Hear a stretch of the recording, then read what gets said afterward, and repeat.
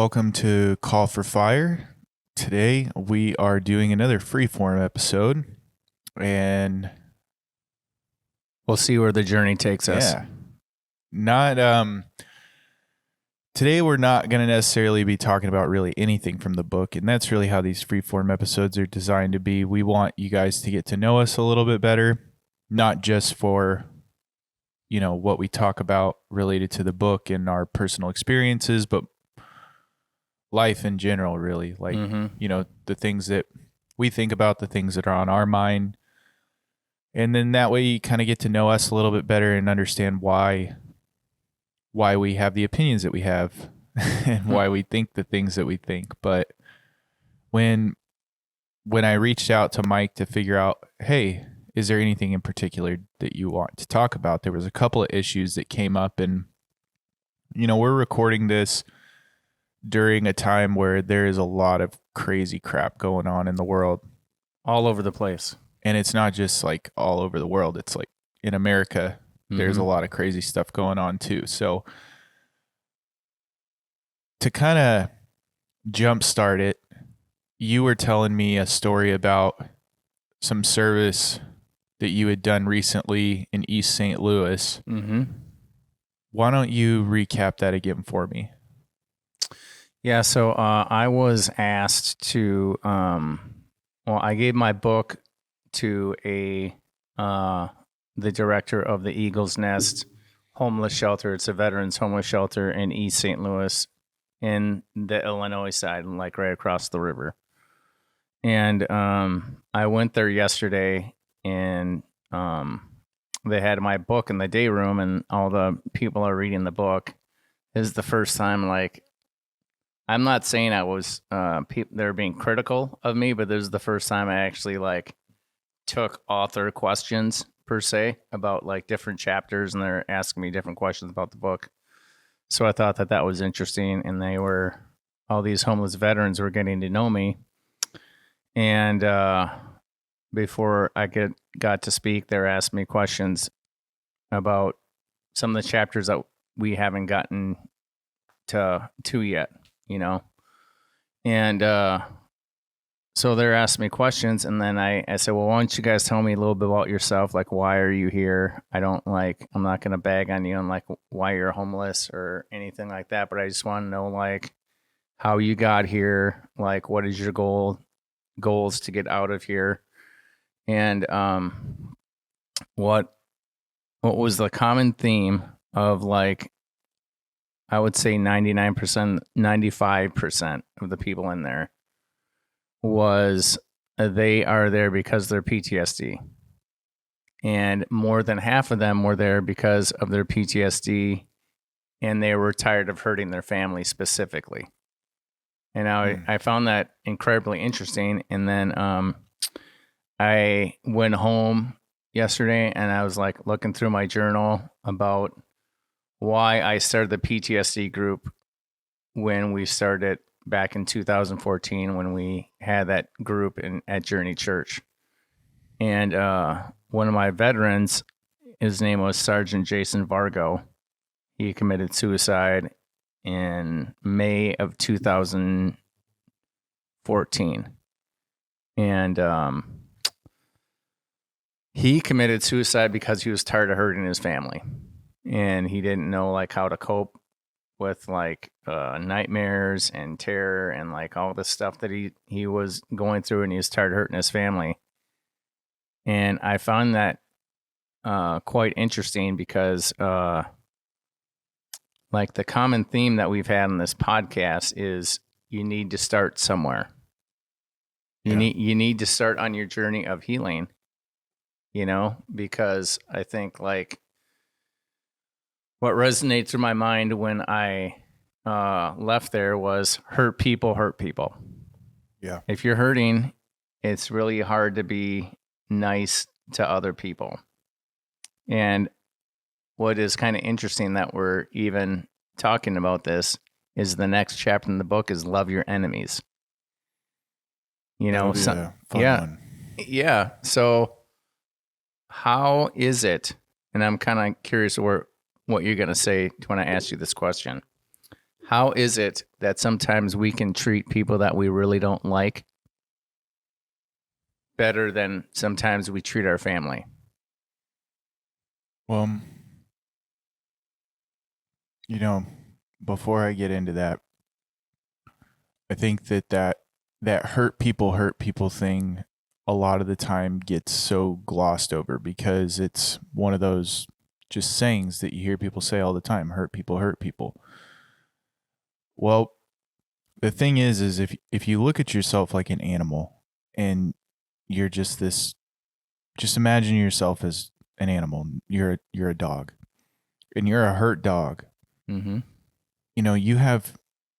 You have this instinct in you to protect yourself further. Mm-hmm. So when you have damage done to you, it's easy to want to damage anybody who you potentially see as a threat. And in your mind, everything becomes you become hyper aware of things when you're hurting, and threats, whether real or imagined, seem like they are there. The threats that are there pose an even bigger issue to you because if you're already hurt, you have to defend yourself even more fervently. Mm-hmm. Now, I say that to say that the people who see your hurt the most are generally those people that you know, the people that you love, the people that you care about, and they see you in your most vulnerable states. So when you're hurting the most, these are the people that are closest to you. Mm-hmm. Now, a lot of the time, that doesn't necessarily mean that you're going to just hurt those people only. But I think that the reason why a lot of the time we hurt the people closest to us rather than going after a stranger is because there's nothing to gain or lose by hurting a stranger. There's nothing there.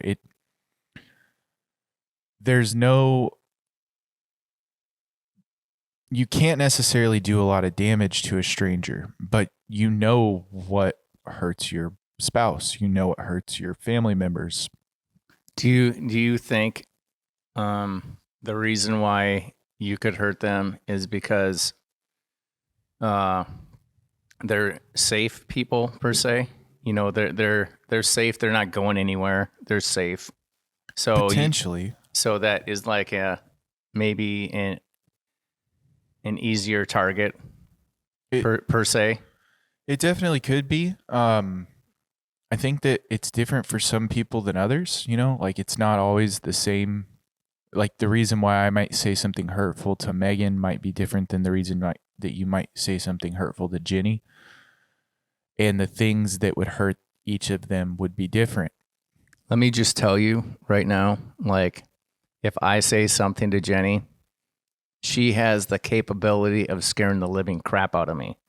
Really? Yeah, just one eyebrow is all it takes. Like, people think like I'm like mean or whatever. Just the whole resting bitch face thing. We've talked about that before on this podcast. It's like, that doesn't scare my family at all. It's like, dude, you're just a cupcake. What are you doing here? Yeah. Even my son is like, yesterday I'm like, go take a bath. And you know what he did? He goes, I'm not taking a bath. No. But that's you're not nice. I'm like, come on, bro. Like, come on, man. It's like I don't scare my family at all. There's like, bro, you're a cupcake. But that's like exactly what I mean is your family sees you in your most vulnerable state. So to you or to them, you look completely different than you do to the rest of the world. And the closer that people are in proximity to you, the more that they actually know who you are. Like even in the last 10 weeks of us doing this podcast together, I've gotten to know you a lot more than I did beforehand. And it doesn't mean I know you, but I know you better. Mm-hmm. And I know the things that would hurt you more now because we've been more vulnerable with each other on and off the podcast, that there's this comfortability there. And when you're comfortable with somebody, that's when you can hurt them the most or be hurt by that person the most. Because you let your guard down. Exactly. And with a stranger, your guard's kind of always up in the first place. Your bullshit detector's on, like your brain, whether you are aware of it or not, is constantly scanning this person to determine their threat level or whatever they are. Mm-hmm. And maybe it's different for some people, but like I don't know. It's not that my brain's constantly sizing people up like, yeah, I could take him. I could take that guy. Like if I had to, I'll fight him.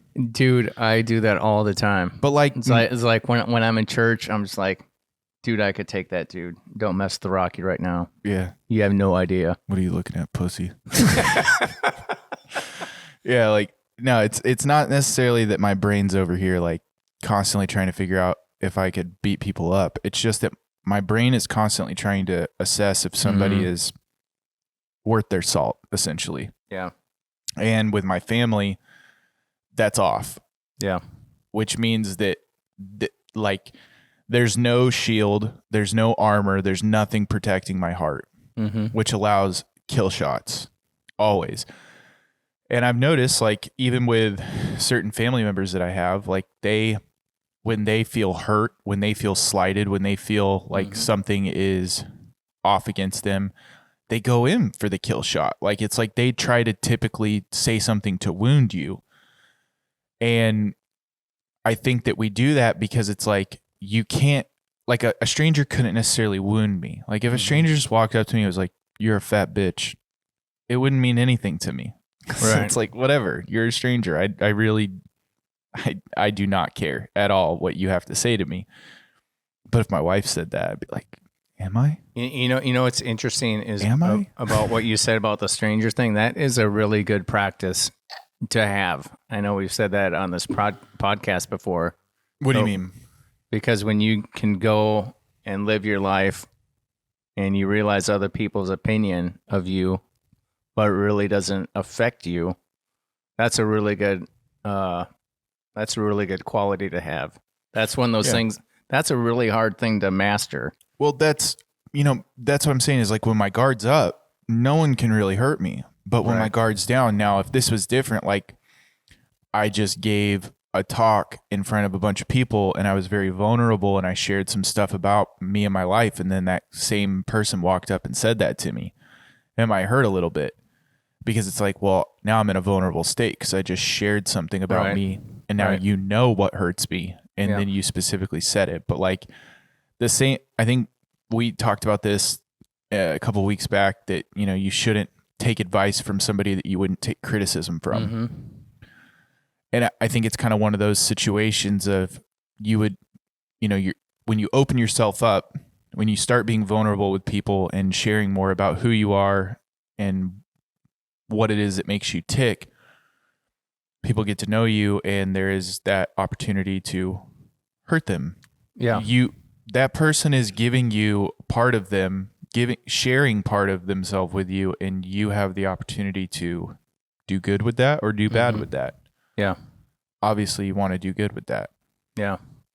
So, another kind of going off of this is, I have a really good friend. His name is Mario Ray. He does a lot of like community stuff in Troy, he used to be an outreach pastor at Journey and he left and whatever. But, we are in fantasy football leagues together and I've known him ever since we've been here, and, I messaged him yesterday about, hey man, I got to go to preach to homeless people, and give out Bibles and like do all this stuff. And he's like, good man, you're still like working inside your purpose and like all this stuff. And he said something, he said it breaks my heart when he goes to school and he finds out that there are kids that are homeless in Lincoln County. And I was just like, I messaged him back right away after he said that. And I was like, how many kids, do you think are homeless in Lincoln County? And he said, kids that go to school. I was like, total. He's like, man, there's probably 300 homeless kids in Lincoln County right now in Troy. Wow. And I was like, I was like, man, that's a pretty big number. Are you sure? He's like, you have no idea how many like kids that go to school are like sleeping in cars and like all this stuff. And it really gave me like a perspective of I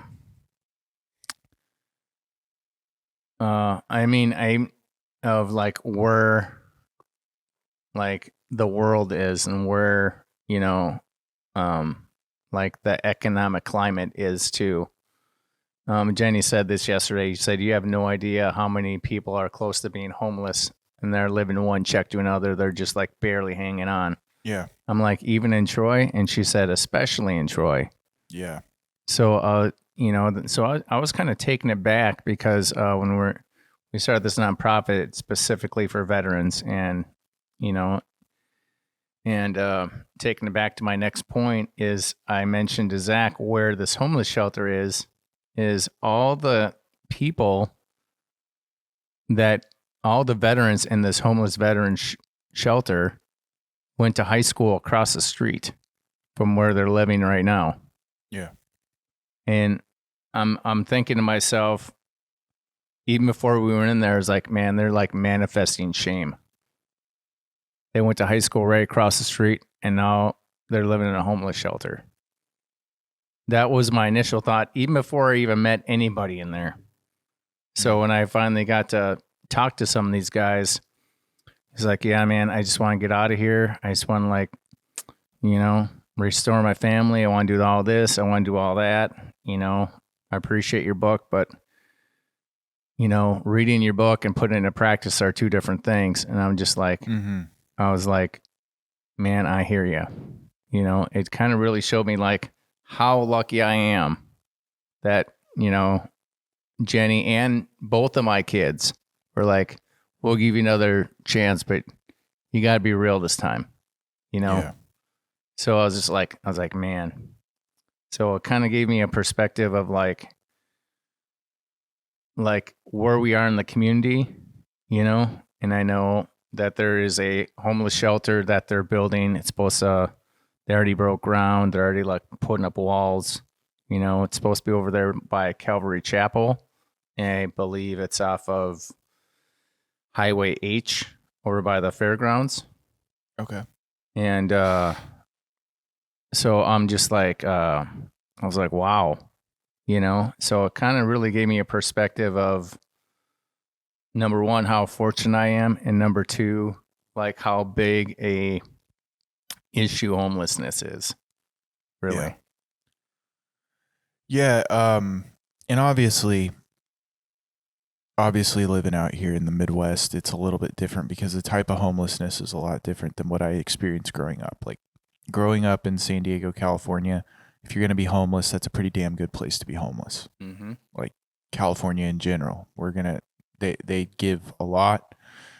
Shoot, I mean, I heard you can make around $50,000 a year being homeless in San Francisco.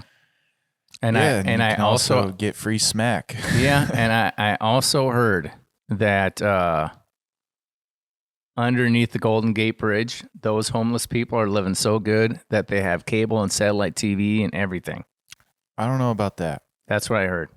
What I can tell you is this. My wife and I did not go down to downtown San Diego very often, and that was because it smelled like piss. Because it smelled like bum piss everywhere. And dog piss, like, because people just have dogs in downtown and they just pee on the concrete and stuff.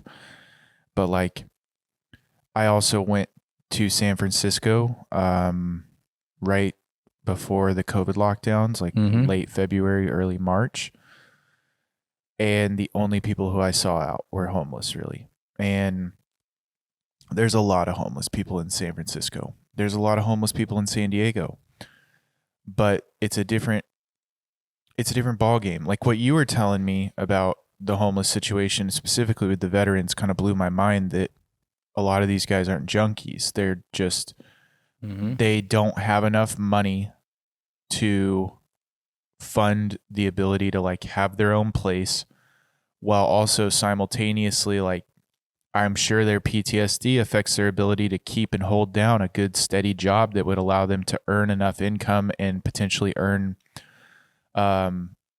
bonuses, to earn promotions and move up in a corporate ladder, even in a blue collar type job, because it's just the way that it is, where like there's different types of homelessness. And I think a lot of the time people look at the homeless issue, and they just go, oh, it's a bunch of junkies, just get a job, blah, blah, blah. It's like, look, there is a lot of that. And I've seen a lot of that living in San Diego, but it's a different type of homelessness out here. Like if you're homeless in the Midwest, like you have seasons, you have bad weather, like this isn't an ideal place for it to be going on.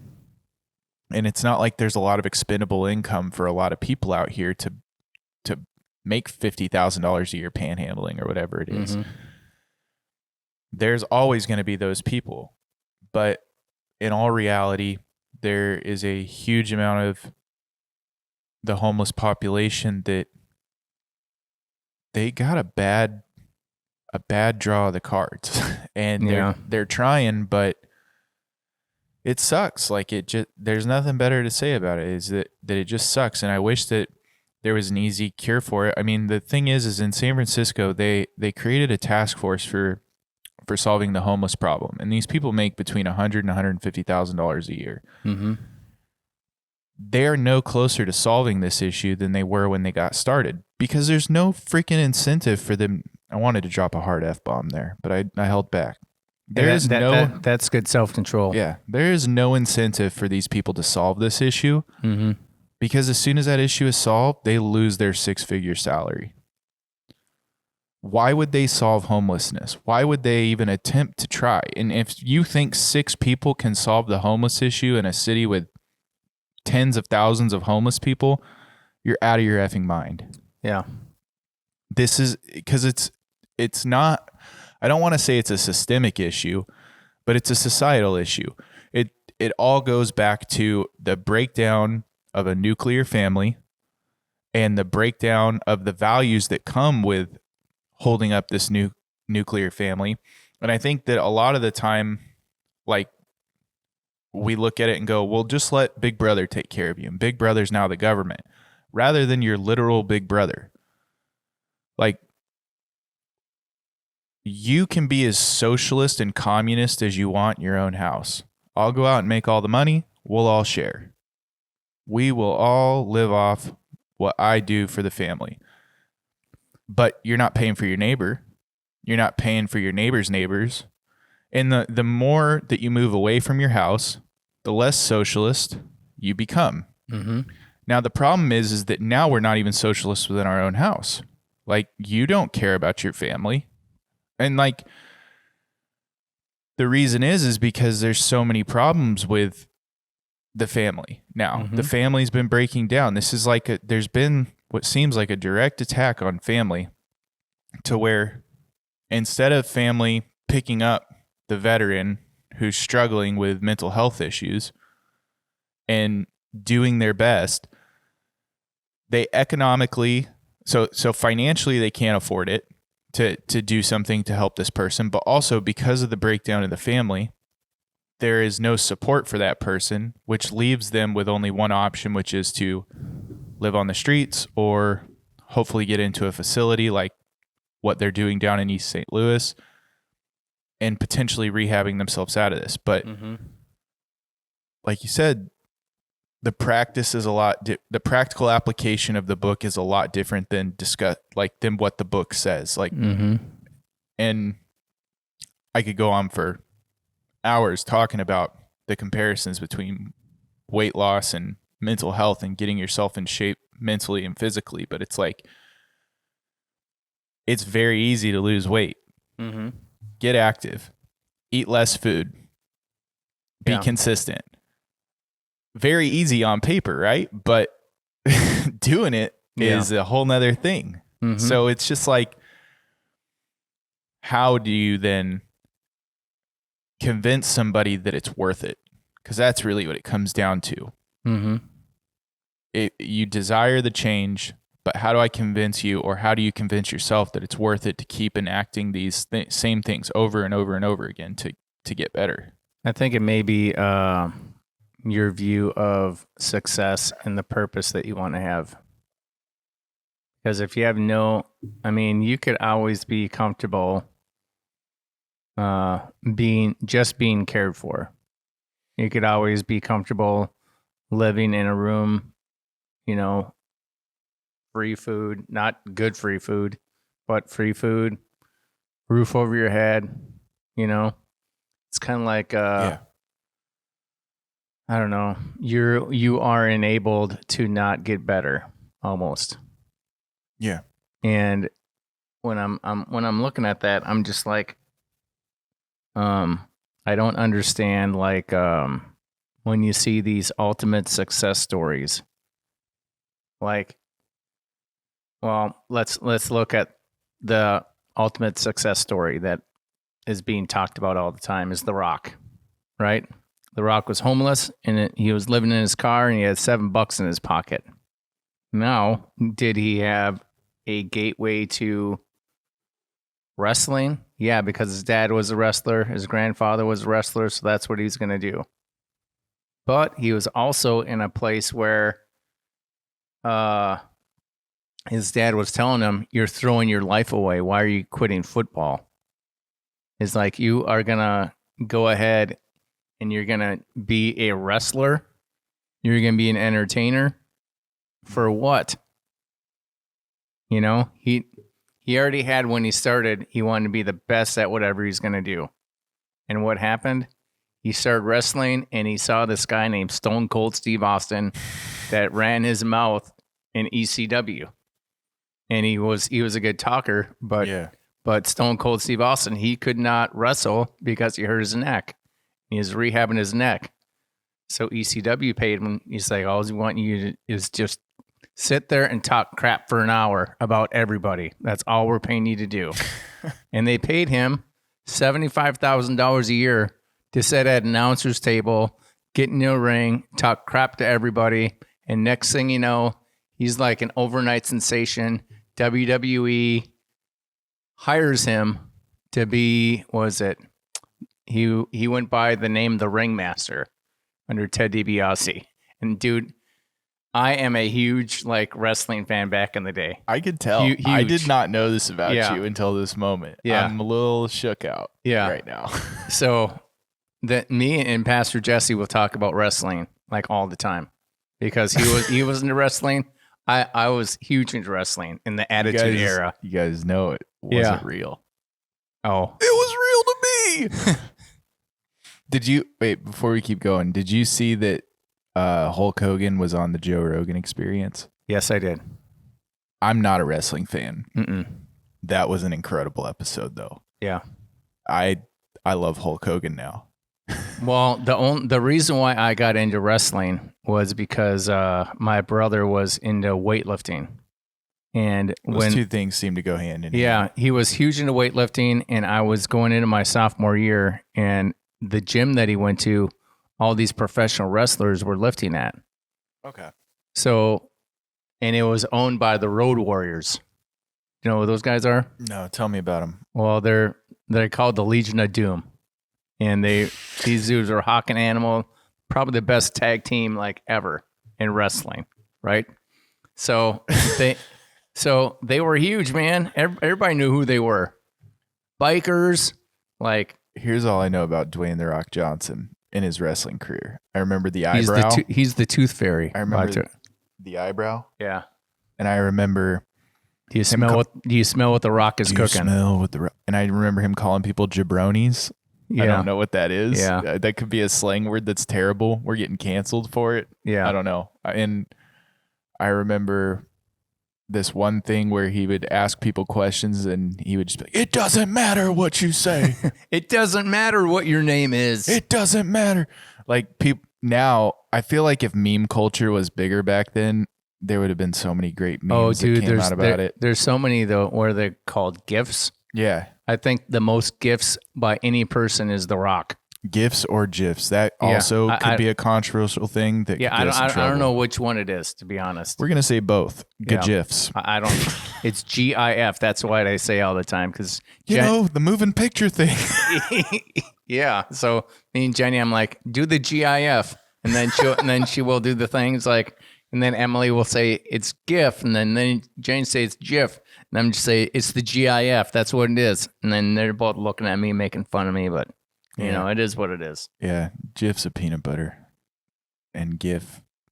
I don't know. To me, it's if I were to look at it, I'd go it's a GIF. But then when I find out there's people named Jeff and it's GEOFF, don't know what. I don't know. I don't know. I don't even know how that is Jeff. GEOFF or F. Or I don't know. Yeah. How is that Jeff? I don't know. I don't know the pronunciation of all this stuff. So, since we're getting sidetracked here, I used to play Tony Hawk Pro Skater 1, and there was a skater in that named Jeff Rowley, but it was spelled GEOFF, and I thought his name was Geoff. For the longest time, I would always be like, I'm going to pick Geoff Rowley as my skater. Oh, man. Yeah, old Jeff Rowley. Shout out to Jeff Rowley if you're still out there. You know, I really don't have a lot of room to talk. There are so many people that have butchered my last name going through school. I can only imagine. I would be sitting in class and I'd be like, Mike, I'm like, right here. Pronounce that last name. It's like, I will after class. You just know where I'm sitting. All right. Yeah. Now that we have that established. What's one of the worst pronunciations of your name that you've gotten that you can remember? I don't know. I can tell you, like, when I was in the military, they just call me Alphabet. Alphabet? Alphabet with an S. Come over here. I'm like, all right, I guess that's me. So Sharbananko? Yeah. Yeah, they'd be sitting there trying to pronounce it. I would get this someone, Mike, whoa, that's a last name right there. I'm like, yeah, that's me. I gotcha. How did we get here? Yeah, I don't know. Where were we? Okay, let's backtrack a little bit. So, The Rock, do you smell what The Rock is cooking? Yeah, so The Rock. Oh, The Rock was homeless. Yeah, so The Rock was homeless when he started out doing his stuff. But when I researched before, like doing all this stuff, I researched like how many people started out with nothing and became millionaires. Are you aware that there are more people that are millionaires that started out with nothing than millionaires that actually had money and then became millionaires? So why? I guess my question is leading into that, talking about the Rock story a little bit. Yeah. How is it that people can start out with nothing and be focused enough to make $1 million? And then I see what happened yesterday, and I'm trying to motivate these guys to say, hey, you guys can get back on the horse. You guys can do this. And I didn't give The Rock as an example, but I'm just saying, hey, you guys can do this. You guys can earn your restoration. You guys can earn your freedom. You guys can earn success, purpose, like all of this stuff. And I just found that interesting. Like 40% of the people who are self-made millionaires started out with nothing. And half of the people that are millionaires, that 40%, are felons. So getting Go out and commit a felony, you'll become a millionaire. So they probably went to jail or prison and then got out and then made $1 million. So why are they successful? Yeah. And they're doing all this stuff, and then I'm just like, I don't know. I'm just like, yeah. The success of people from starting out with nothing really like surprises me. But then again, Jenny has said all the time after I did this book, it said, it's shocking to me that you went to Centerpoint and then you decided to write a book. Yep. So, I mean, I don't know. Yeah. So a couple things to unpack there. One, I don't wish this on anybody, but unfortunately it seems to be a requirement. Hitting rock bottom, hitting your lowest point will often break you or bounce you. So when you hit that point, you will either decide that A, you desire better, or B, that life is not worth living. So you become extremely driven or extremely nihilistic. There's generally not an in-between. Yeah, I find that what you said pretty impactful, because I guess when you're at the point of I have nothing to lose. Yes. you are more driven because you don't care if you're going to lose anymore. Can't lose from the bottom. Right. You know, if you're in last place, you can't get any more last. You know, there's no negative last. Yeah. So that is an important thing to remember, is when you do hit the bottom, you generally have to decide, am I going to bounce or is this going to break me? Now, another aspect of that, and this is something I talk to my clients about, is the concept of desire and deserving. Mm.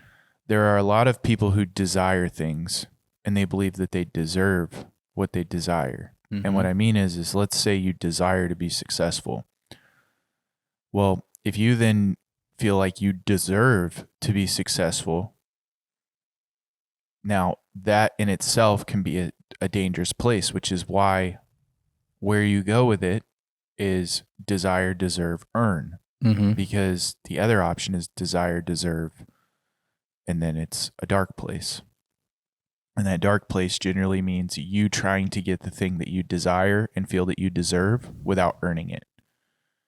So let's make this practical and let's put it in my wheelhouse. Let's say you desire to lose weight. Mm-hmm. You don't want to be fat anymore and you desire to feel healthy and lose some weight.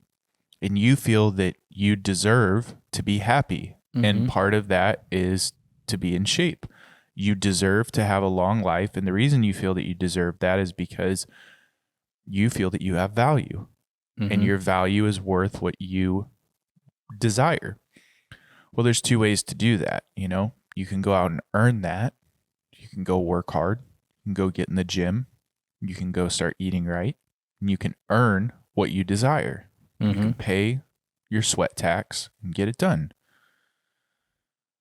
Or, and probably receive some disappointing things from people on this, or you can go out and get, you know, your stomach stapled and you can take semaglutide or Ozempic or any of these things.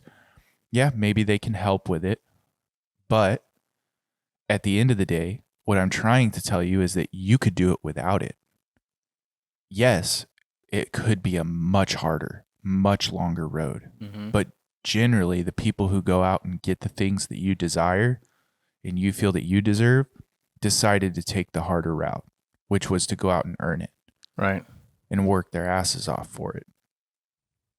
I know this from personal experience. Now, the reason why so many people, and I forget the number, which is why I'm not going to cite a statistical number here, but I forget the number of people who lose more than 50 pounds from having some sort of gastric surgery that put it back on within 10 years versus the people who lose weight naturally and put it back on within 10 years. But it's significantly different. And a lot of that comes down to the mindset of it. Like, you have to you have to change your mindset. And a lot of the time when you hit that rock bottom point and you choose not to go with nihilism, which is that life is meaningless and everything sucks and it's all, there's no purpose to anything. For those who hear me say that word nihilism and don't know what I'm saying, well, the opposite of that is choosing that life has purpose and life has meaning. And if life has purpose and meaning, then I'm going to logic myself into saying that since I have life, I have purpose and meaning. Yeah. Now let me ask you a question, because I know you touched on this for a second. I'm not privy to. Yeah. I understand, like, people get surgery and people can take medication to lose weight. And I get all that. I'm not against anything either way. But I guess my question is to you, because I'm not really very knowledgeable on the whole, like, that stomach, that bypass, whatever. I'm not really privy on all that. But I guess my question to you is, maybe you can explain to me. So when people get a surgery like that, isn't that, maybe it's true, maybe I don't know, but isn't that the type of muscle that can stretch over time? Like when it's, you know, so I don't know, like, if that is like one of those things where I'm thinking to myself, it's like, well, they can lose a lot of weight, but then is that surgery really like, to me, it does make a lot of sense. Maybe I'm not privy to what it is, Yeah. but if you have surgery on that, isn't that muscle in your stomach, isn't that going to stretch no matter what? Or am I not? Yeah, it will. I don't know. Yeah, so there's a few different ones. So like back in the day it was they'd go in and literally like cut off part of your stomach and re-sew it up smaller, and then eventually it's just like a balloon, it's going to stretch back out. Um then they came up with the sleeve and like the rings where essentially they just kind of, rather than getting rid of part of your stomach, they just kind of like wall it off from being used. Then there's the vertical sleeve gastric bypass, which is the new big one, where essentially they put a constricting ring around it, which essentially turns your stomach into something that can't expand. Um, and then there's many different types of surgeries. Now, this is what I was saying about the mindset thing.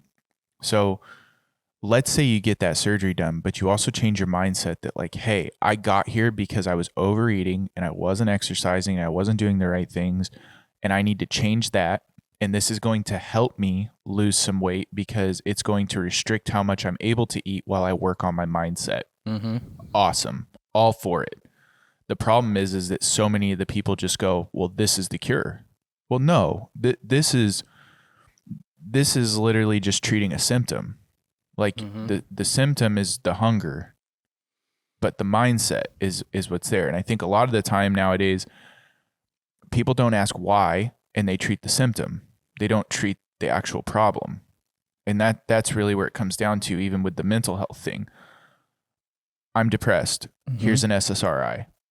I'm sad. I have anxiety. I have this. I have that.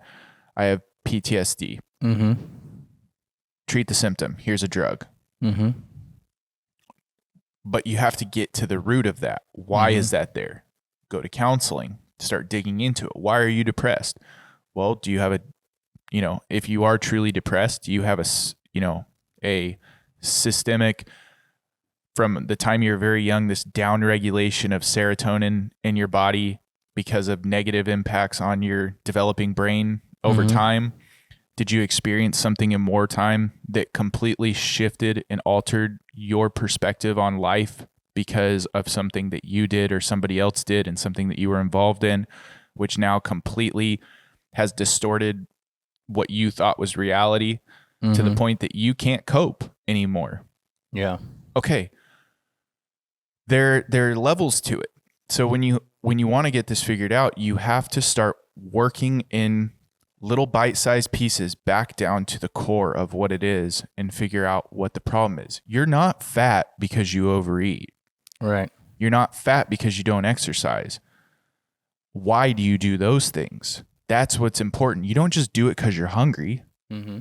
You're overeating because it's a coping mechanism. You're overeating because, well, maybe you are really hungry, but you have no self-control. Well, why don't you have self-control? Yeah. You see what I mean? You have to keep asking why until you get to the root issue. And so many people are just happy with, I'll treat the symptom, I'll treat the symptom, I'll treat the symptom. And our modern medical community does that.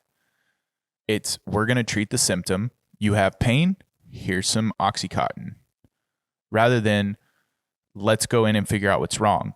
No, it's only after years of you having the problem that they finally go, well, let's go in and take a look here. Yeah. But catastrophically, medical system's great. You come in with your broken arm, great, we're going to fix it. You come in with pain in your arm, here's a painkiller. Yeah. Oh, now we're going to make it a pain in the butt to get x-rays. Oh, well, nothing was broken. Now we're going to make it a pain in the butt to get an MRI. No, we can't see any damage there. Well, why is there pain? That's the whole thing here is, why is there pain? Yeah. Mental, physical, emotional pain. Getting to the core of that. And too many people will treat the symptoms that they're dealing with rather than looking for the core, the root, the actual splinter in the skin and fix it. And that trickles down to all these different other areas of society. And unfortunately, that's what they're doing with the homeless community. And like, to kind of bring it full circle here, it's like, we've got this issue with people being homeless. Well, we should do something about the homeless. No, it's not about the homeless. That is a symptom of a much larger systematic problem with our culture. Yeah. That's what I'm trying to get to. Like, Yeah. that's what I'm trying to really speak to here, is that the homeless issue is it's just what we see on the surface. Mm-hmm. The reason all those veterans are there isn't just because of their PTSD. I don't want to say it isn't because of their PTSD. Yeah. It isn't just because of what they're going through. It's because of that plus all of the breakdown Yeah. over time. And it sucks. Yeah. So when I got done preaching and I was giving away Bibles, Journey Church, you guys were awesome. I got to give away 22 Bibles because of Journey Church. I think that's amazing.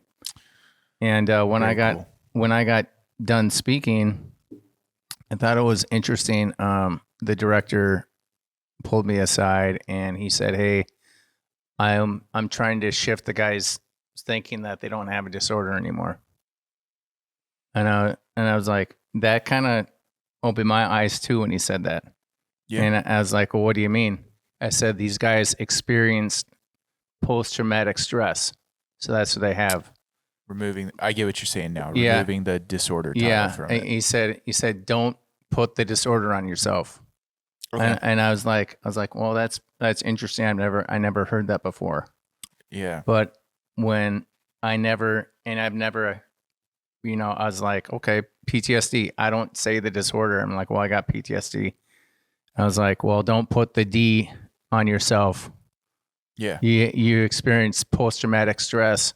Now, how are we going to deal with it? And I was like, wow, this guy's like, he's doing it, Yeah. But I was like, after I got done, I was talking to the director and I was like, so what's your biggest obstacle? And it's like the very same thing that I felt going in there. And he said, well, all these guys have so much shame that they're here. And I was like looking at him like, yeah. And it's like, they all graduated across the street. Mm. I was like, none of them want to be here. I was like, oh, of course you don't want to be in a homeless shelter. I don't think, like you said that yourself, my life's goal is to be at a homeless shelter. Yeah. So, we talked about that. Now I told Zach that I kind of want to talk about like some current events, about just some things are happening in the world. So my daughters, and this is kind of skirting the issue that we talked about kind of before, like some learned behaviors. My kids, like, not, I wouldn't say mimic like my anxiety or anything, but you can definitely tell like they know what anxiety is because they could see it in me. Mm-hmm. Right. So they're learning how to cope with different types of anxiety and different kind of, stuff. So we're sitting around the dinner table and even the breakfast table this morning before I drove Sophie to school, and we're talking about Israel versus Palestine, about everything that's happening there, and before, like last January of last year when Russia invaded Ukraine, everybody knows that in my family anyways, that my dad is from the Ukraine. So we have family there, and we were talking about that. And Emily had a great idea to take my dad's flag out, put it on the wall, and every time we see that, we can pray. I'm like, hey, that's a great idea. We'll do that. And they didn't know the history of like why Russia always invades the Ukraine. They don't understand, just like they don't understand like what's happening in Israel and Palestine, and Emily and Sophie were visibly upset because a hospital in the Gaza Strip got bombed yesterday. Mm-hmm. So they saw like for some reason they were like watching like CNN, and CNN had all like this stuff of all these kids that were killed and injured and like all this stuff. And so they were upset. And we were sitting there when we were having a dialogue, and you could tell like the more we talked about it, the more that they were upset. And I said, first I asked Sophie, I said, well, whose side are you on? Well, she said, well, I said, I don't understand why it's like that piece of paper right there, right? Like that's the Gaza Strip, right? That piece of paper. Yeah. All the people in Palestine are on that piece of paper and the Gaza Strip. And Israel is bombing the crap out of them. And I said, Emily, or Sophie, I said, I don't think you understand like what Hamas did. Yeah. To the people of Israel. I said, I don't think you understand. They went into their homes, they killed them, and they drug them out in the street. I said, they raped, they killed children. And I even told them, I said, in one case, this is really hard for me to even say. They burned a mom and a dad alive. They burned them alive. And they watched the kids. They had the kids watch the mom and dad be burned alive. I said that's the type of stuff we're talking about here. And then Sophie got even more upset, and she said, yeah, but two wrongs don't make a right. I was like, well, I said, you're right there. You're not supposed to fight fire with fire here. I understand what you're saying. I said, but, we need to have dialogue so we can have the proper context. I said, I'm glad we're talking about it. We can talk through this. I said, but I don't think you understand, like, if my home was under attack and I know who attacked my home, I said, and I was fighting an eye for an eye and it was my neighbor. I said, I'm going over there and I'm going to be like, I'm going to try to, break bread, do the whole peace thing. But then you have to tell me why you broke into my home and killed all my chickens. I mean, I have to have an explanation. And I'm not gonna say I'm gonna kill my neighbor, but you got to at least tell me like why you did what you did. Yeah. And I wouldn't be happy about it either. Yeah, I think a lot of the time when it comes to issues like this, and specifically the Israel-Palestine issue, is that people just don't have a good historical grasp on what's been going on there. Mm-hmm. I don't think people understand. I don't even think that people understand that Israel hasn't always been a country. Yeah. Like historically, Israel. I think 1948? Yeah, 1948 is when it was reestablished as its own country. So very pretty new. Yeah, fairly new. Less than 75 years. Mm-hmm. And since then, this has been an issue. And before then, it was an issue because I believe in 1947 is what initially kicked off the first skirmish between Palestine and Israel, which then eventually led to the establishment of the Israeli state. Then in the 60s or 70s, the PLO is established. Mm-hmm. And then you have Egypt occupying the Gaza Strip and basically fortifying them. You also have some of the largest terrorist organizations in the world that are basically propping up Palestine.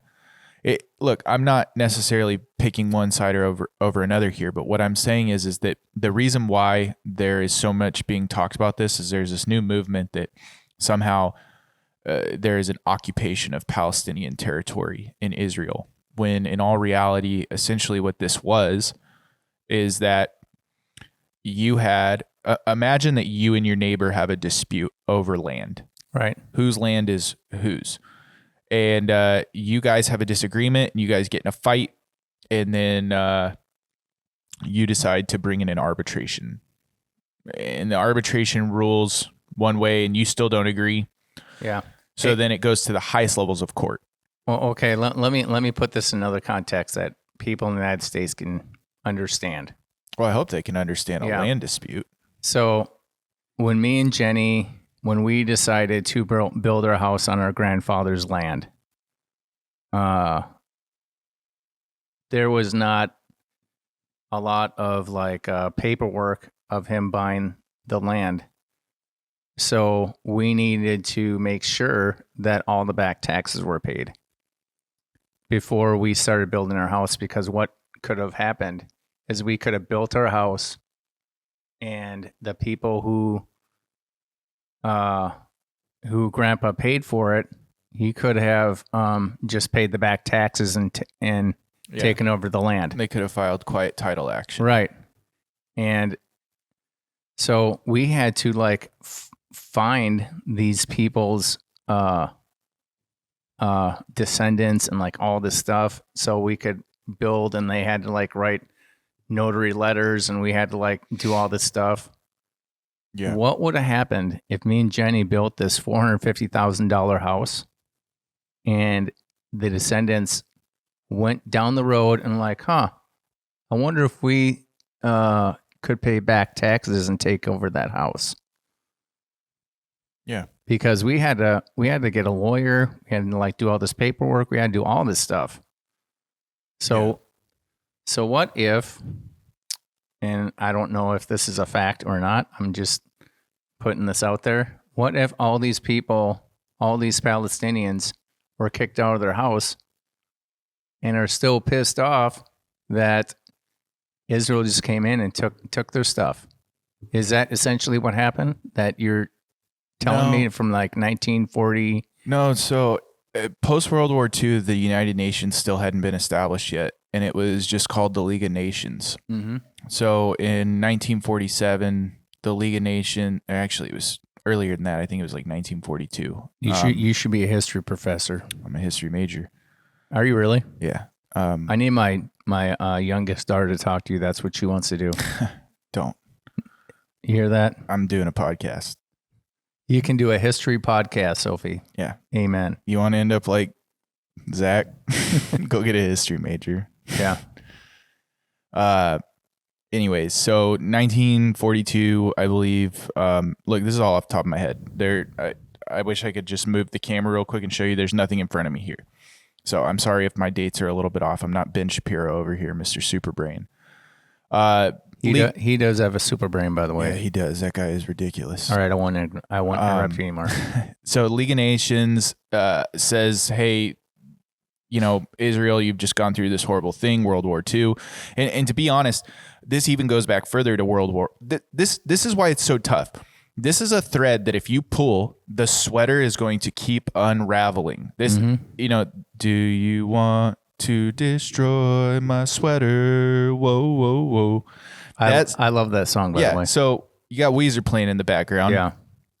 So we're taking this modern conflict, and we can go back to the 1960s when you have the first Arab-Palestinian War, Israeli-Palestinian Arab War, whatever you want to call it. I don't know what they're actually labeling that one. Then you can go back to the establishment of Israel as a state. Then you can go back to the League of Nations starting the establishment of Israel as a state. Then you can go back to World War I, when really what you have is the Ottoman Empire being split. Mm-hmm. Yeah, the Ottoman Empire still existed during World War I. Really? Yeah. So like you have all of these things that if you just keep pulling on these strings, you're just going to keep going further and further and further back in history to the biblical times of like the Babylonians and the Assyrians occupying Israel, because this has been the most desired piece of territory in the world for some reason. Who would think? Because there's so many different religions that claim that their start happened right there. Like at the end of the day, that's what this comes down to, is like you have this desire for this piece of land, and it's a religious thing, in all honesty. This has nothing to do with money. This has nothing to do with resources. This is a very small piece of land in the grand context of the world. It has a lot of waterfront, which is fantastic, but Israel is surrounded by enemies on all sides other than Lebanon. Lebanon's like one of the only countries over there that's pro-Israel. So if we want to get into this whole thing of like, well, Israel's the bad guy and they're just treating Palestine like crap. It's like, look, you don't understand what you're talking about, because if you just keep flipping back the pages, you're going to find this throughout history for the last 4,500 years on this planet. There has been issues with this particular area of land, all the way back to the enslavement of the Israeli people in Egypt. Like, like there has been issues. So while it is a very shitty situation that is going on over there, and like bloodshed, and there, obviously we would love for this not to happen. And in any way, it is not something that can be resolved super quickly when this goes back to an issue of who was the chosen son, Ishmael or Isaac.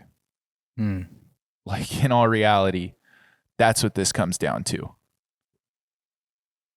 That's a very big issue for these two groups of people. And it's not necessarily because like they're Christians versus Muslims. No, a vast amount of the Israeli people are not necessarily Christians. There is a group of them, but like even within Judaism, it's Ishmael or Isaac. Like, that's where the split is in those religions versus Islam and any sort of other, Judaism or Judeo-Christian religion, is that split. Yeah, I think it's interesting. I was so near the what is it? I forget what it's called. The wall that everybody prays at. Yeah, the Wailing Wall. The Wailing Wall. So there was two shops that was very close to the Wailing Wall. One was a Jewish person, and the other person was Muslim, but they're both citizens of Israel. Yeah. And so they're sitting there, they're talking, and these people were friends for years until this happened. One guy's like, 2 wrongs doesn't make a right. I don't understand. Why can't we just like all get along, like whatever? And the lady who was Jewish, she was like, we need retribution, get Hamas out of Israel, out of the Gaza Strip for good. That's what we need.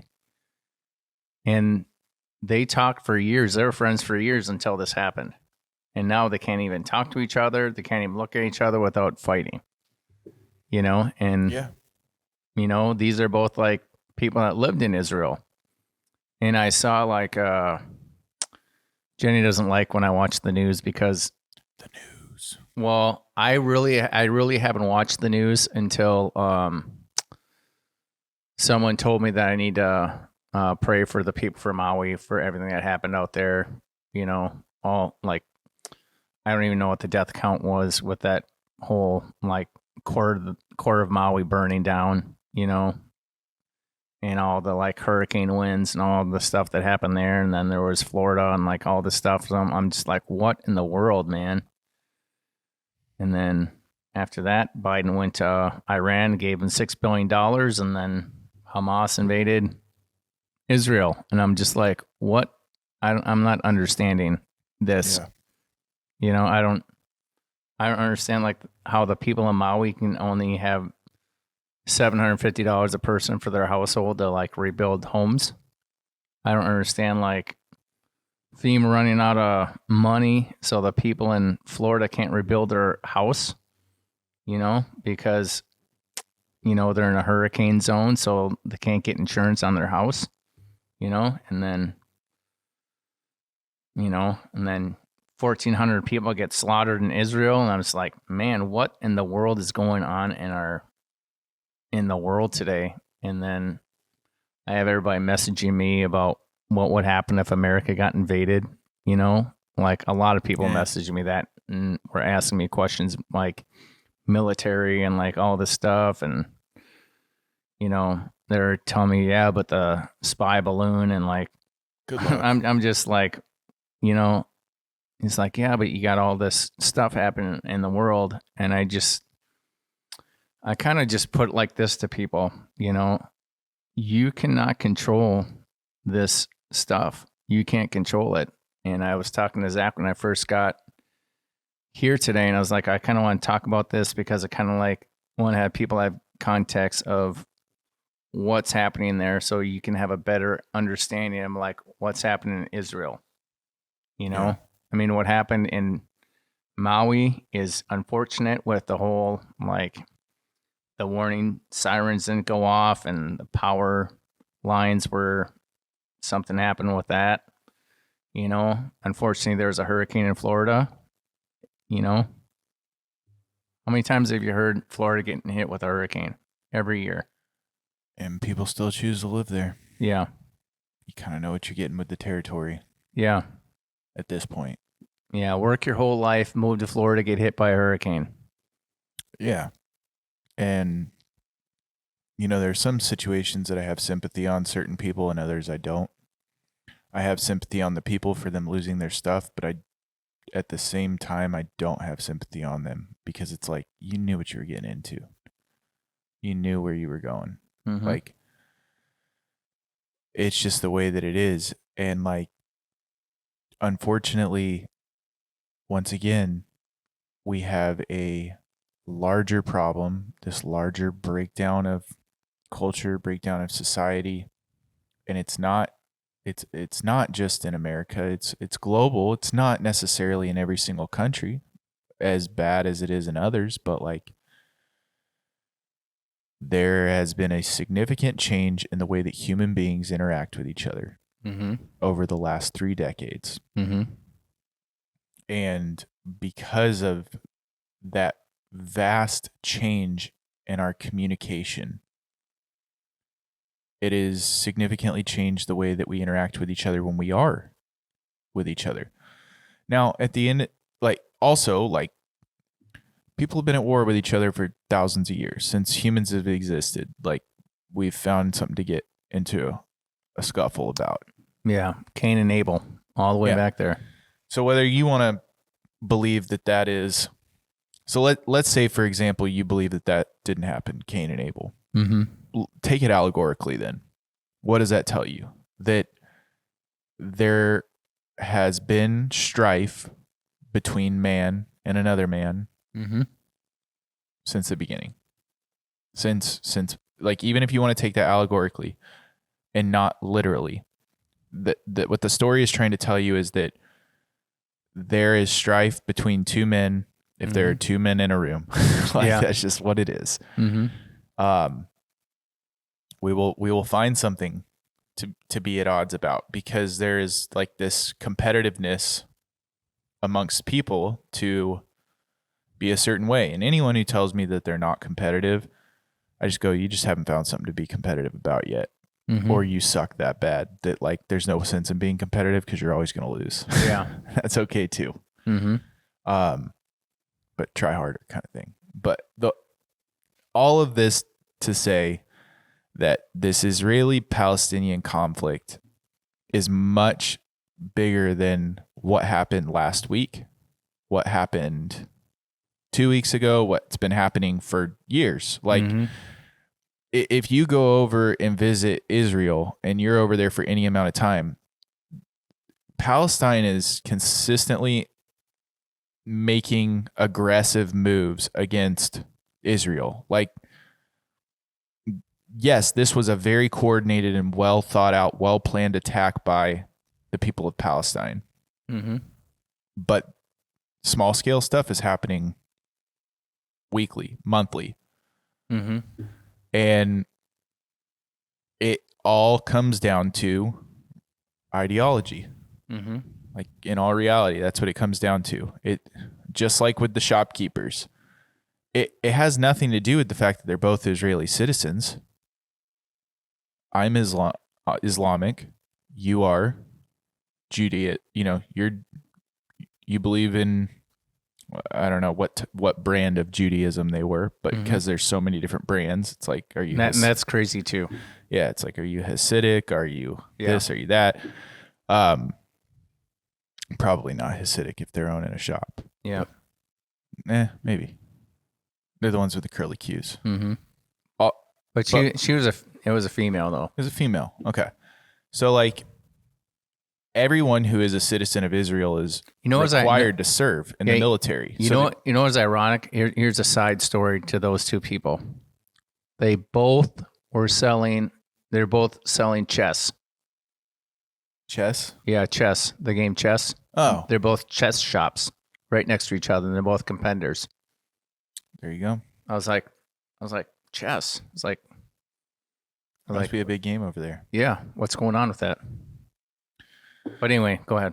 Yeah, just when you look at it and you look at the actual problems that are going on, yes, there are geopolitical issues, but I think a lot of this is systemic from literally an Ishmael and Isaac issue of like who believes they are entitled to that land, who believes they are the chosen people.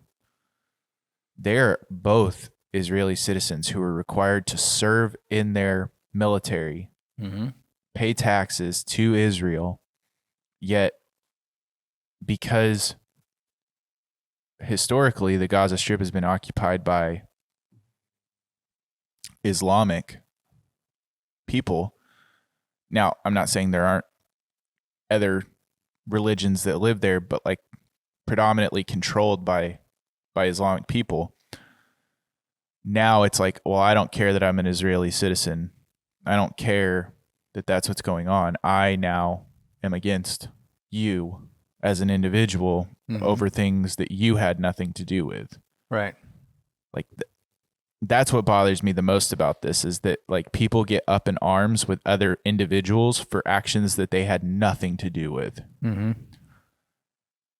Those two people are both just trying to run their shops. Yeah. And now they're somehow at odds with each other because two warring places have differing opinions, but they share different ideological beliefs that stem back from each of those individual places. Yeah. So I have a tough time with it. To me, it's a lot of like what we see here. It's this this vitriol that we have now between Democrat and Republican, very much so. That's why I really don't like watching the news, and I don't take like political sides anymore. I'm so tired of like the political rhetoric in this country, and it's only getting worse. And I'm just like, I want to keep like my understanding and my compassion towards people. And I don't want to be like caught up in all this stuff. It's like why I don't watch the news. But then people are asking me, military questions like, well, did you watch the news? And I was like, well, I don't want to watch the news anymore. It's not the news anymore. No, it's not. And I'm just like, what brand of propaganda are you selling? Yeah. And it's like, well, don't you want to be informed? I'm just like, well, no, not really. I'm just like, no, it's like, I really don't want to be informed, and it's kind of like what you were hitting on before. You have to know what the history is of what is happening, in the world. You have to know the history of why people are doing what they are doing. And it's just really like unfortunate. And I shared a quote with Zach when we were upstairs, and his wife Megan was, and I shared a quote with her too. And the quote was, war is like young men and women going to kill each other over what old men think, but aren't killing each other. Yeah. Because I'm sitting there and I'm watching, and they're interviewing like soldiers, and some of the people are like, "Well, we have to do this because this is what we have to do." Well, if that is your view and that's what you have to do, you're doing what you're being told to do. And I understand that soldiers follow orders. That's what they do. I get that. The difference is, though, the soldiers used to follow the orders of the people who were picking the fights. Right. Who were also fighting in the fights.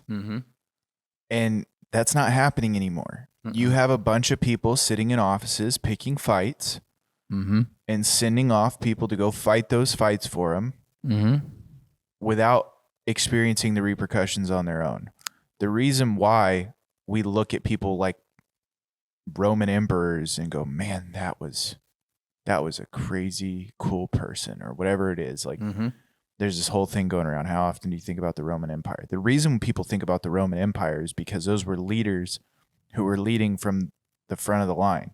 William Wallace. Yeah, the reason that we look at David's decision as so despicable is because he sent someone to the front of the line while he was banging his wife. Yep. That's despicable. I'm making you go out and fight my war while I sit here at home and enjoy the spoils. Is despicable. Yep. At the end of the day, like, that happened, and you can either say, well, you know, that person is put in a position of authority and power to make those decisions, and we vote them in. And it's like, no. Half the country votes these people in, yet they have the ability to control the whole country and make these unilateral decisions. And yeah, that isn't the way that it is in all of these places in the world. But could you imagine Trump or Biden having to go off to war if they picked a fight? Like, could you imagine them suiting up? No, not at all. I will say this. I was always like, when I went to like Bosnia or Iraq or, you know, wherever I went, and there was a dignitary that came, and I had to protect them and, you know, provide security and do all this stuff. You know, I was always like super impressed that they came, you know, but they never, you know, they came, they went to a room, we escorted them quickly as we could to the airplane. They took off. They were there for like 2 hours. Yeah. And I'm sitting there, you know, I'll be talking to my buddies. It's like, do you know why he came? He's like, yeah, he comes once a month so he can get tax free for the entire month. He's just getting rich. He's just here for an hour. It's like, yeah, but at least he came. You know, and I don't know. I just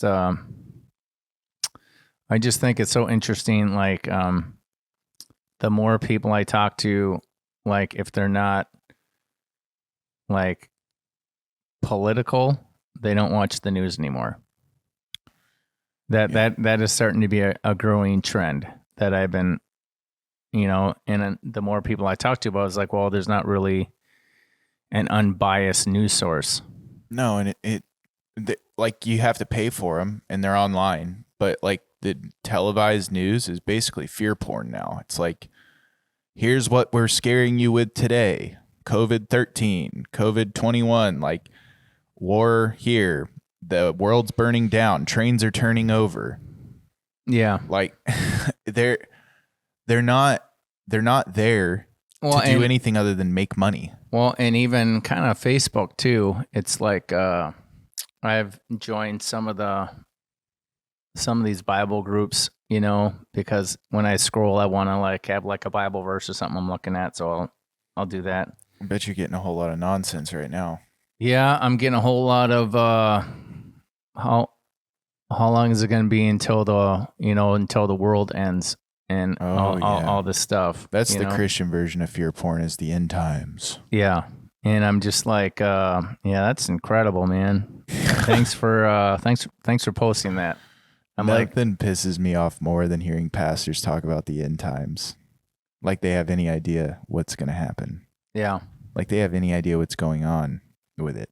And look, this might ruffle some feathers, but if you've read any of that stuff, you have no flipping clue what's going to happen, because it is all coded language. And no matter how many years we've had to try to decipher these things, who knows? Like if you want to be honest, you know, that there's going to be someone who rises up and his name is this and that, and he's going to bear the mark of the beast, 666. It's like, well, numerically Nero matched those things. So like, and that seemed to fit. He was a pretty terrible person to the Christians. He could have just as much been the Antichrist. Mm-hmm.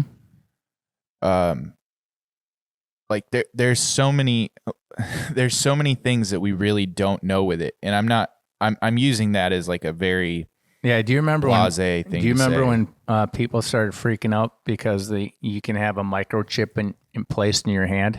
Yeah. I mean, to be honest, like that is kind of sketchy, but To me, I thought I was thinking like, man, that's kind of cool. It's like I don't have to have a wallet anymore. I don't have to have this. All I need is a microchip in my hand, and I won't have to lose my keys anymore.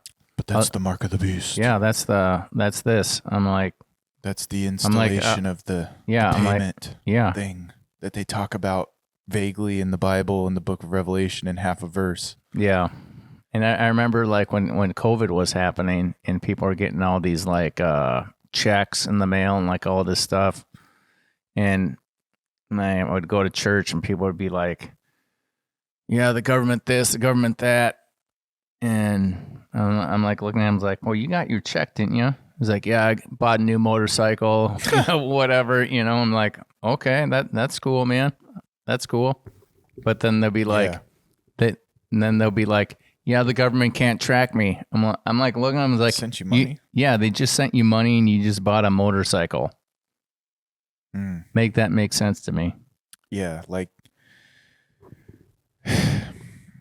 we even talked about before about that there is technology that the special forces can use that can sketchy. Yeah, that can utilize a dead cell phone somewhere in the world. Oh yeah. They can track exactly where you are even if your phone is off and your SIM card is out. Yeah.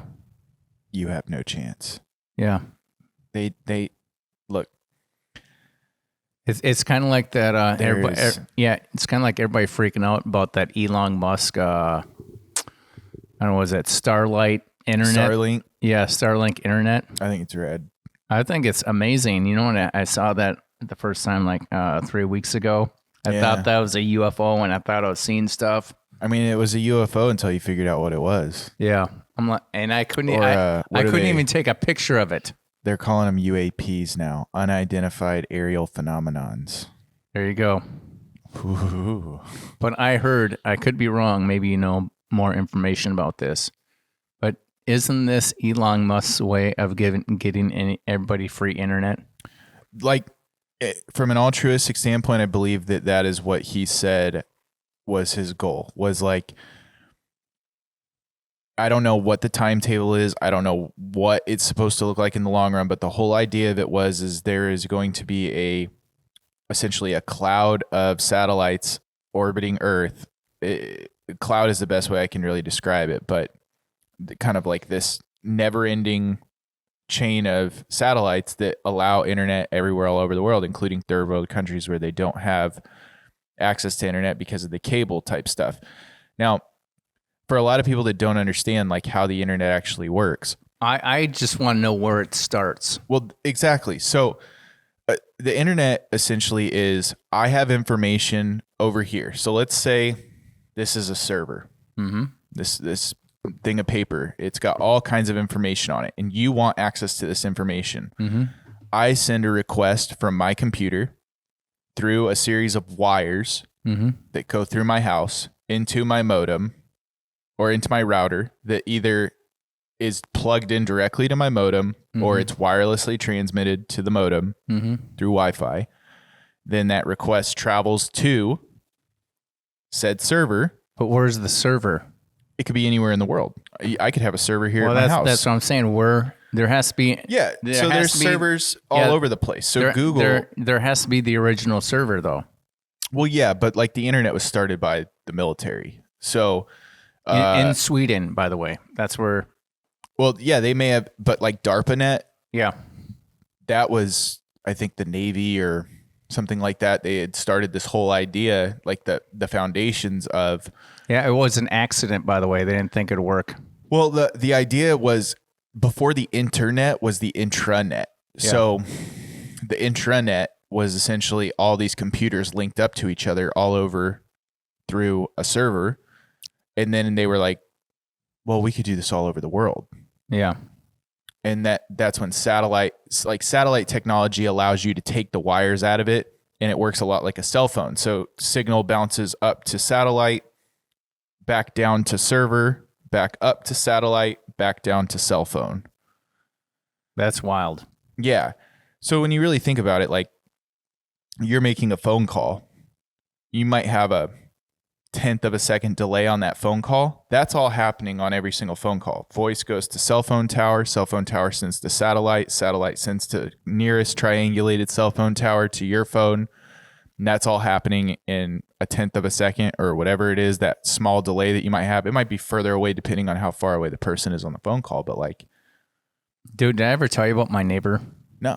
Well, probably, but maybe not this story, so go ahead. So I went over to my neighbor's house, and they're like semi off the grid living, sort of. Good people. Yeah. So they're like, I think they still have like, they don't have a TV. They have like, I don't know. They have like films They and use stuff a that they ham want. radio. Yeah. So I'm just sitting there, and it's when the first snowfall that we had when we were living when we just moved into our house. Because they don't have the internet. They found out a week later about the first snowfall. I don't know. So Jenny outside. tells me to take my 4-wheeler next door because I have a plow on it and plow them out. I'm like, okay, no problem. So I went over there, plowing them out. So, because these are older people, so they can like, anything happens, they can get out, no problem. So I hear my cell phone ring, right? And I'm like, their house is like here. I'm like, I don't know, maybe almost a quarter mile away by the driveway.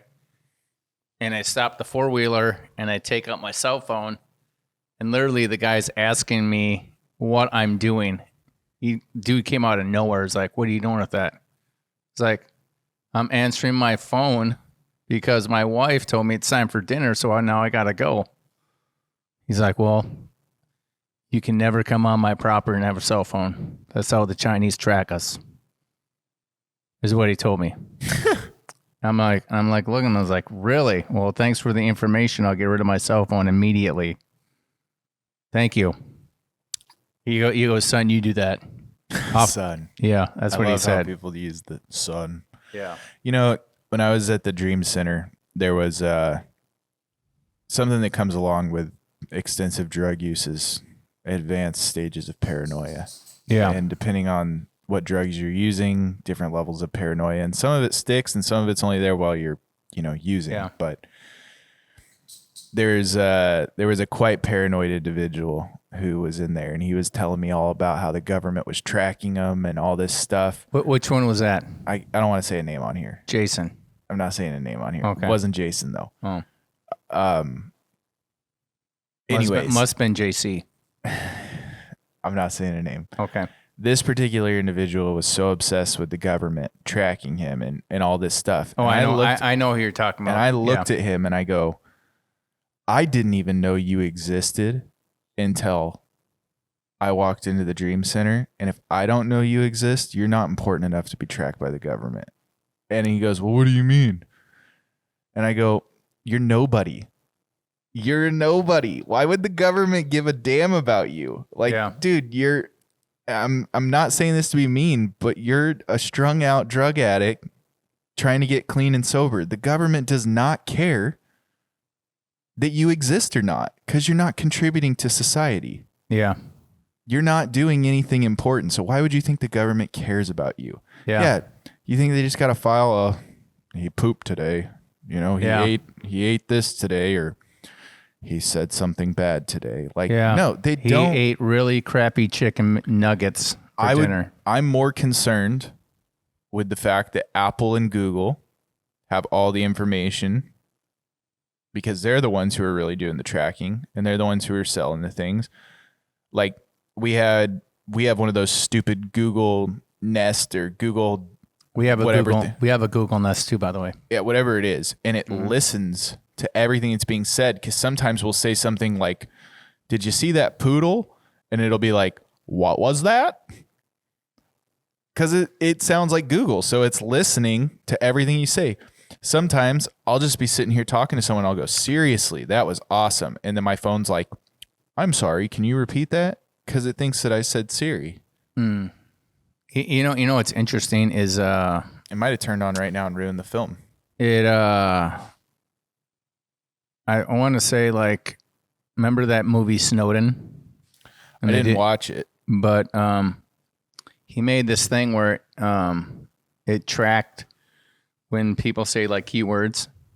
So it was like I can only relate it to that one Batman Dark Knight one where it tracked like every single person what they were saying at the same time. But it like went to like keywords that people would say. So he wasn't a fan of it, and he decided to take his invention and flee the country because he thought that America shouldn't spy on its own citizens. Shouldn't. So he's like, yeah, I'm not for this. So then he went on the run with this sensitive information that the government paid him to do. So now the government wants this thing back, and now he's hiding somewhere in Russia. Maybe he's in Russia. No, he's in Russia. He could be. Yeah. He could also be anywhere. Yeah, he that's could, true. Be in Ohio. Yeah. Doubt he's in Ohio. Who would want to live in Ohio? Only happens in Ohio. So why are you bringing it to Missouri? Yeah. Doesn't make any sense. Yeah, there is like this, in like the paranoia that I was just talking about. There's like a broad sweeping paranoia though between different nation states and all this stuff where everyone thinks that everyone's out to get them all the time. Yep. And that prevents communication. And look, there are just psychopaths and sociopaths out there too that unfortunately rise to power in countries and do crazy things and make the world an uneasy place to live. And I do not understand. Well, I do understand. Look, I heard this quote one time, and it was a psychologist who was studying sociopaths. And she was asked a question along the lines of, do you think any of the leaders of our country are sociopaths? And she's like, I'm more surprised that the ones that aren't sociopaths. Like, because it's just one of those things that like kind of comes with the territory. And you have these people who rise to power and they don't give a damn about you. No, it's all about them. Yep. And it's all about advancing their career. And then eventually they get themselves into a place of power where it's like, oh, I'm a high level diplomat, or I'm the president, or whatever it is. And at that point, it's already too late. Yeah. And unfortunately, there are governments that they can go in and they can change the way the policies work a lot easier than you can in the United States to make it so it's like that person can never leave power. And then they just bring in their son or their next crazy lunatic person to take over afterwards. Like, kind of like North Korea. Yeah, that's a perfect example. Yep. I think, when you talk about everything that's going on in the world today and the news, and you're just like, there's all this stuff, and it's kind of like the ripple effect of really everything. So that kind of shows you the quality of unplugging, because Jenny was saying something, Emily and Sophie were there at the dinner table, and it's like, well, why don't we just live off the grid? And Jenny's like, do you understand what off the grid means? And Emily's like, yeah, you just you live off the grid. He's like, no, living off the grid means no cell phone, credit cards, no credit cards. We're living off the land. We're doing all this stuff. Internet. Yeah. And it's like, Jenny just like looked at him and was like, do you remember when I went somewhere overnight and I did all this stuff, and then there was a storm and you guys didn't have power for 17 hours? Do you remember that? And Emily's like, well, yeah, I remember that. It's like, imagine that, but you're in the middle of nowhere. No car, no nothing. It's like, you want to live off the grid? Okay, let's go live off the grid. And Emily's like, well, no thanks. I really don't want that. Yeah, I mean, look, it sounds great until you got to do it. Like, in all honesty, it sounds great to me too until I got to do it. Yeah. Like, the idea of not being connected to anything, not being tied to anything sounds awesome. Sorry, people. What was that? Rocky. Oh, Rocky. Yeah. It sounds great, but like we've kind of gone a little too far Yeah, I think so. with things. If you haven't gotten tied up in it yet, maybe you can still stay that way. But like every man's dream is to just like disappear, kind of like to some point. Like there's this there. I don't want to say It's every man's kind of dream. like that show that I get obsessed with called Disappeared. Yeah, Because they don't know if they disappeared or if they're dead somewhere. Yeah, You don't know what happened. They vanished. It's romantic, and like men are much more romantic than women, and we don't want to admit that a lot of the time, and women don't want to admit that. But like men chase the women, men destroy worlds to conquer it for a woman. Like in nature, outside of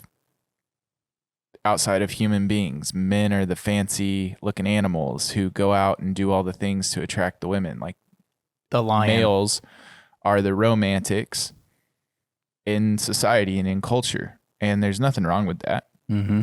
But like there is this romantic idea of, and romantic doesn't always mean romance. Like it's not sexual. It's just, put that away for a second. It's this fanciful idea of like, I'm just going off and I'm detaching from society and I'm detaching from the grid, and I'm just going to go track glaciers down in the Antarctic or something stupid. Like, Yeah. every guy's got that one thing that they would pick up and put it all away for. Maybe you would take your family with you. Maybe you wouldn't. You know, when I got out of the military, I was I had this one thing. Was like, I want to go where no human being has ever been. You know how hard that would have to be? I mean, you have to do it alone. I mean, even to the South Pole. Humans have been to the South Pole. Where are you going to go where no human has ever been? I think there's a tip. Troy, Missouri. Yeah. I think a tip on some mountain somewhere that has never been there. That's because they have like 100-mile-per-hour winds and it's extremely dangerous or something like that. Even Snake Island, where there's a snake like every square foot. People have been there. I'm like, where are you going to go? Even that trench off of Japan or whatever. Yeah. People have been there too. Where are you going to go that no one has ever been? Here's a perfect example of people have gone everywhere. When the nuclear reactor in, not Ukraine, where was it? Chernobyl melted down. Mm-hmm. They're the most toxic radiation place in the whole world, where the elephant's foot is. Yeah. People try to get in there. Yeah. Like, Still. You're not supposed to live in there for another 100 years. People are still going in there. They're taking pictures, they're doing all this stuff. And then they're complaining that they have radiation poisoning. Yeah. So it's like, I want to go somewhere where no one's been. Well, you're going to have to go to the elephant's foot in Chernobyl. Like, yeah. Or, like maybe you could dig a hole in the ground 100 feet and be like, no one has ever stood here before. It was me. I was the first. Man, come on. Yeah, you're 100 feet underground. Good luck, bud. Yeah. Yeah. Look, we've talked about a lot of stuff, and it's all, some of it's in good fun, some of it's very serious. There is always going to be somebody trying to sell you some tragedy. Mm-hmm. And there's always going to be someone trying to convince you that their tragedy is more important than whatever tragedy you were focusing on. Mm-hmm. It's not to say that what's going on in the homeless community or Israel and Palestine, all over the world, is not horrible. It's just to understand that in the grand context of things, stuff like this has been going on for generation after generation after generation. Mm-hmm. And looking at it and going, well, this is a problem. That is a problem. The problem is you saying that that's the problem. We have to, as a society, be better about understanding why things are the way they are. Mm-hmm. Because we can't change the way things are until we understand the way they are. We can't understand how to fix homelessness or PTSD or specifically veteran homelessness until we understand the issue. Yep. Knowledge is power. Yeah. And like when I sat down and I asked Mike, what is Veterans Call for Fire? And you said, I want to make an impact in the veteran community, and I want to help reduce veteran suicide. And it's like, so what do you set out on doing? You set out to try to understand the issue in any aspect possible, because you can't solve. It's a very beautiful idea, but you can't do anything about it until you understand why it's happening in all of its various forms. Yeah, and it's a conglomerate thing. I mean, the more you try to get to understand it, and the more you try to problem solve it, the more it's like I don't know, it's like peeling this giant, onion, and the more you peel it, the more issues there are. So yeah, for sure. And I want to help fat people not be as fat. Yeah.